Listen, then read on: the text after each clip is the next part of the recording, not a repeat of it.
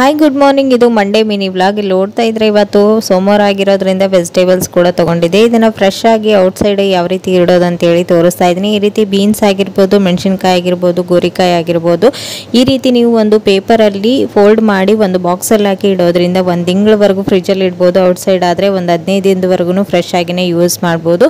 ಇಲ್ಲಿ ಒಂದು ಪೇಪರ್ ಮೇಲೆ ಹಾರ್ಪಿಕ್ ನ ಹಾಕೋದ್ರಿಂದ ನಿಮ್ಮ ಕ್ಲೀನಿಂಗ್ ಕೆಲಸಗಳು ಕೂಡ ಈಸಿಯಾಗಿ ಬೇಗನೆ ಮಾಡ್ಕೊಳ್ಬಹುದು. ಯಾವುದಾದ್ರೂ ಟೈಲ್ಸ್ ಗಳ ಮೇಲೆ ಕಬ್ಬಿಣದ ಕಲೆ ಆಗಿರಬಹುದು ಅಥವಾ ಸ್ವಿಚ್ ಬೋರ್ಡ್ ಗಳ ಮೇಲೆ ಈ ರೀತಿ ಹೊಗೆ ಮತ್ತೆ ಹಳೆ ಕಲೆಗಳೇನಾದ್ರೂ ಇದ್ರೆ ಈಸಿಯಾಗಿ ರಿಮೂವ್ ಮಾಡ್ಕೊಳ್ಬಹುದು. ಈ ರೀತಿ ಇನ್ನೂ ಹೆಚ್ಚು ಹೊಸ ಟಿಪ್ಸ್ ಗಳು ನನ್ನ all in one tips channel ಅಲ್ಲಿ ಹಾಕಿರ್ತೀನಿ. ಲಿಂಕ್ ಕೂಡ ಡಿಸ್ಕ್ರಿಪ್ಷನ್ ಬಾಕ್ಸ್ ಅಲ್ಲಿ ಇರುತ್ತೆ, ಬೇಕಂದ್ರೆ ಚೆಕ್ ಮಾಡ್ಕೊಳ್ಳಿ. ಇವತ್ತಿನ ಮಾರ್ನಿಂಗ್ ಊಟಕ್ಕೆ ನಾನಿಲ್ಲಿ ರೊಟ್ಟಿ, ಪಲ್ಯ ಹಾಗೂ ತುಪ್ಪ, ಹಸಿಮೆಣಸಿನಕಾಯಿ ಚಟ್ನಿ ಮತ್ತೆ ಬೆಳ್ಳುಳ್ಳಿ ಪುಡಿ, ಒಂದೆರಡು ಈರುಳ್ಳಿ, ವಿಲೇಜ್ ಸ್ಟೈಲ್ ಅಲ್ಲಿ ಇರುವಂತ ಒಂದು ವೆಜ್ ಥಾಲಿ ರೆಡಿ ಆಗಿತ್ತು. ಇವತ್ತಿನ ಬ್ಲಾಗ್ ಇಷ್ಟ ಆದ್ರೆ ಪ್ಲೀಸ್ ಒಂದು ಲೈಕ್ ಕೊಡೋದನ್ನ ಮರಿಬೇಡಿ. Thank you for watching. Bye.